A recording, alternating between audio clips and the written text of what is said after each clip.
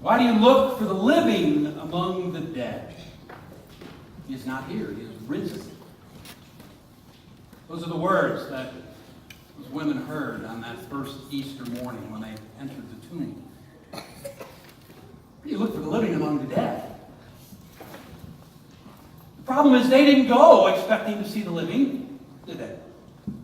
They went looking for a body, a dead body. After all, these women knew Jesus was dead.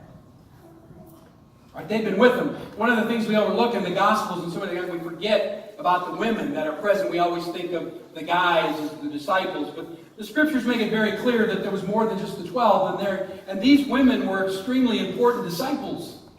They followed Jesus everywhere. They had been with him on his ministry throughout his ministry.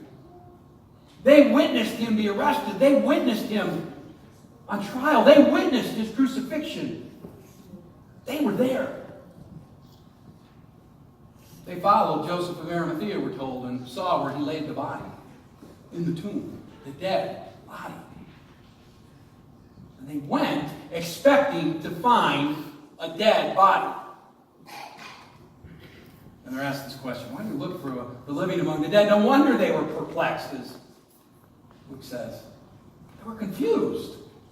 They were there because they were looking for the dead. Wonder how long it took them that morning for it to click and say, oh, I get it. We don't know how long it took, but we do know that it took something special. It took the two men in dazzling clothes to say, remember how he told you while he was still in Galilee that the Son of Man must be handed over to sinners and be crucified and on the third day rise again. And then Luke says, then they remembered. Had to be reminded of what Jesus had told them, and then they remembered. And I love the next part. So they go home, they go back right to the group. It says to the 11 and the other disciples.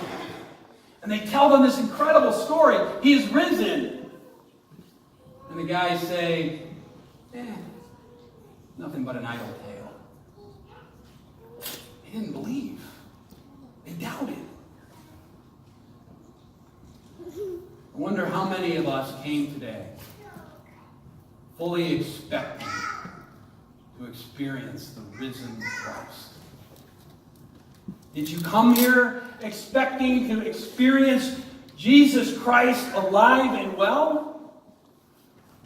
Or did you come believing but still kind of wondering? I mean, this is a strange story. It's a story that is really hard to believe. One scholar says, to believe in the resurrection, to proclaim Christ is risen takes courage. To proclaim that not only will I proclaim Christ is risen, but I also have doubts, takes even more courage. We all come with doubts. It's part of our faith. And if you question that, if you want to know more about that, I'm going to leave you hanging on that one. Come back next week. Because we're going to talk about that. And we're going to spend the season of Easter talking about what it takes to believe. That's hard. It's a hard story. It takes courage. It takes faith. It takes hearing the word over and over so that then we can remember. But we're still called to make that proclamation. Christ is risen. In fact, in our tradition, when we gather every Sunday during Easter, we say this, right? Christ is risen. He is risen indeed. Hallelujah. Not bad. You did better than the 8 o'clock service. They were kind of weak. They did it, but they were a little weaker. We'll get stronger at it, though. We'll get better as the season goes on. But we still proclaim it, and we can proclaim that even with our doubts and our concerns. And that's the challenge. What is it we do believe then? What do we learn from making this proclamation that Christ is risen? Well, here's what I profess we learned. And if you have been here during the season of Lent, you know we've been talking about this as this faith story of ours, this journey we have been on to the cross, is a love story. This Bible, this Word of God is a love story. It's a story of a God that loves, that is filled with love, that, as John says, is love. And because of that love, this God, the ultimate, created the cosmos, the world. And in that act of creation, created humanity. And throughout creation, God kept saying it is good until God created humanity. And then God said, it is very good. Love epitomized in humanity, the image of God. This is a story of that God, a God that loves her creation so much he would do anything for us, even come into the world in human form and die for us. No greater love, says John, than to die for a friend. This is a love story. And when we proclaim as Christians, Christ is risen, we are also proclaiming this: love wins. Love wins. Always. But we might have our doubts on that too. This morning when I got up, a little bit earlier than my usual Sunday, not a lot, but a little bit, but it was early enough that the news hadn't come on yet. So I got ready, and without the news, which is a first for me for most of the year, right? But then I turned my phone on. And the first thing that popped up was the news of 3 churches being bombed in Sri Lanka. Almost 200 people being killed. On Easter.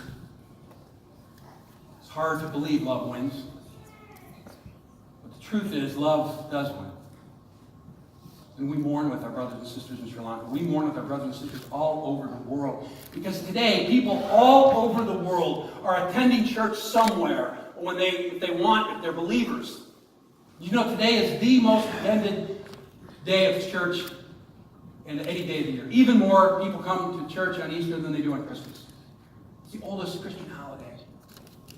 And with our brothers and sisters throughout the world, we say in the face of such evil, in the face of such terror and violence, love wins. Now the world's going to tell us to respond to that with evil. It's going to tell us to respond to that with hatred and violence. But our Lord said, as we heard this past Friday, when he was being crucified on the cross, he said, Father, forgive them. They know not what they do. He forgave us. We need to be the same. The church, as broken as it is, proclaims today Christ is risen. And when we make that proclamation, we are proclaiming to the world. We are proclaiming with our brothers and sisters in Sri Lanka, love wins. We will mourn for their deaths. And we'll praise Christ, that we know Christ will walk with those who are mourning, who are suffering, not just in Sri Lanka, but for around the world. For we know Christ is risen. And we know love wins.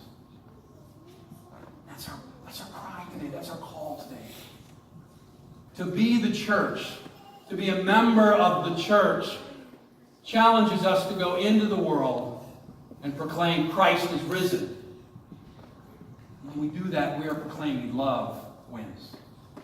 And that's my prayer today, that when we leave here as a faith community, right here in Lenexa, Kansas, that we will boldly be willing to share this story, even with our doubts and our concerns. Yes, it is a broken world. Yes, we are even a broken church, for we are human beings. But what is not broken is Christ. Christ is alive and well. Christ has risen. And Christ is going to come again. So as we prepare to leave here, let us proclaim one more time. Christ is risen. He is